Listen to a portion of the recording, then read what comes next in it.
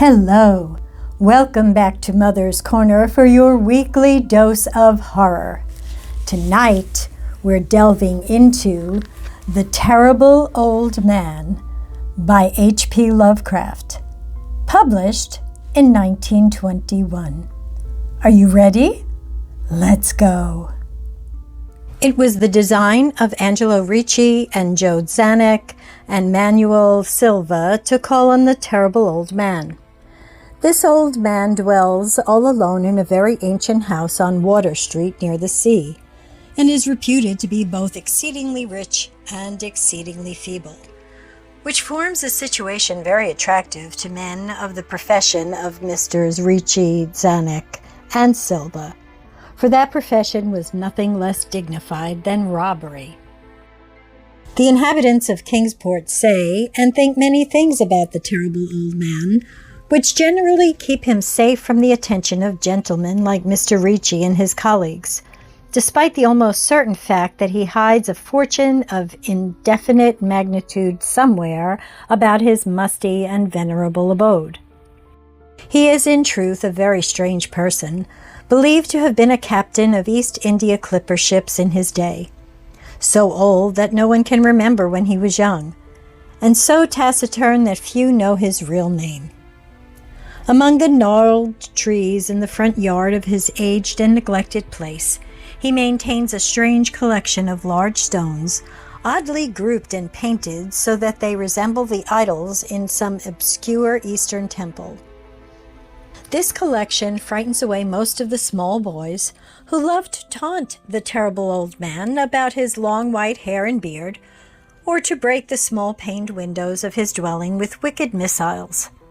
But there are other things which frighten the older and more curious folk who sometimes steal up to the house to peer in through the dusty panes. These folks say that on a table in a bare room on the ground floor are many peculiar bottles. In each, a small piece of lead suspended pendulum-wise from a string, and they say that the terrible old man talks to these bottles, addressing them by such names as Jack, Scarface, Long Tom, Spanish Joe, Peters, and Mate Ellis, and that whenever he speaks to a bottle, the little lead pendulum within makes certain definite vibrations as if in answer. Those who have watched the tall, lean, terrible old man in these peculiar conversations do not watch him again. But Angelo Ricci and Joe Zanuck and Manuel Silva were not of Kingsport blood. They were of that new and heterogeneous alien stock which lies outside the charmed circle of New England life and traditions, and they saw in the terrible old man merely a tottering, almost helpless gray beard, who could not walk without the aid of his knotted cane, and whose thin, weak hands shook pitifully.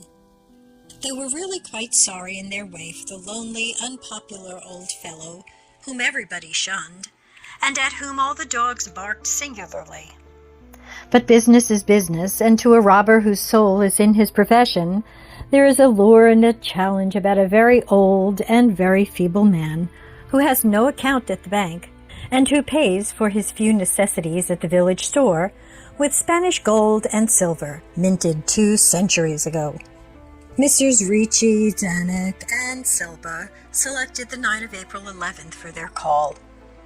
Mr. Ricci and Silva were to interview the poor old gentleman, whilst Mr. Zanuck waited for them and their presumable metallic burden with a covered motor car in Ship Street, by the gate in the tall rear wall of their host's grounds.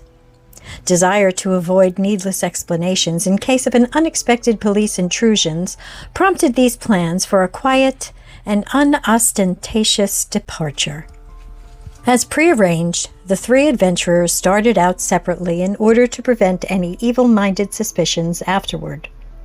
Messrs. Ricci and Silva met in Water Street by the old man's front gate, and although they did not like the way the moon shone down upon the painted stones through the budding branches of the gnarled trees, they had more important things to think about than mere idle superstition.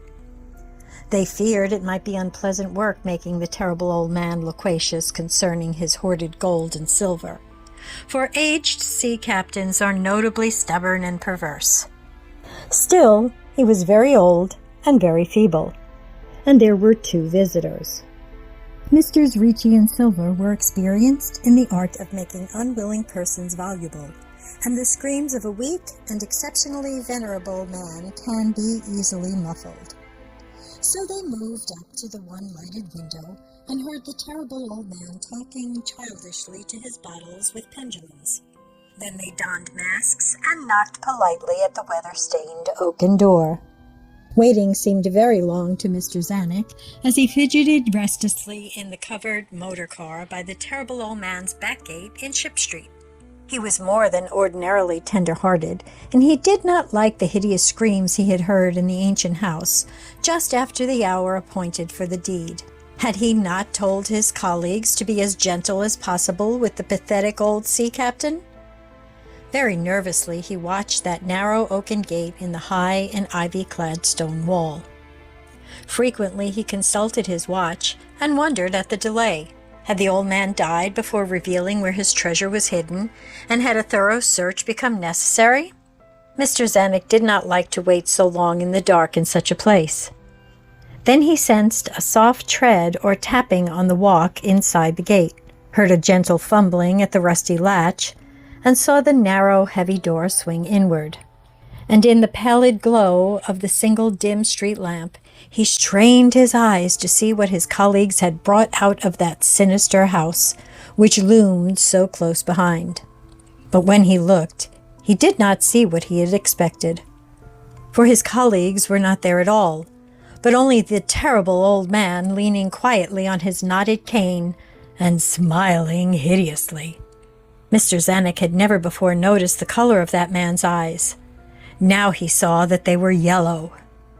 Little things make considerable excitement in little towns, which is the reason that Kingsport people talked all that spring and summer about the 3 unidentifiable bodies, horribly slashed as with many cutlasses, and horribly mangled as by the tread of many cruel boot heels, which the tide washed in. And some people even spoke of things as trivial as the deserted motor car found in Ship Street, or certain especially inhuman cries, probably of a stray animal or migratory bird, heard in the night by wakeful citizens. But in this idle village gossip, the terrible old man took no interest at all. He was by nature reserved, and when one is aged and feeble, one's reserve is doubly strong.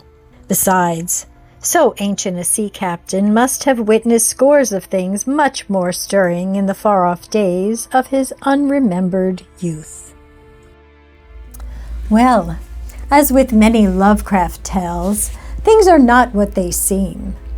I do so love a tale with such a delicious twist. How about you? Let me know in the comments. Until next time, have a wonderful night.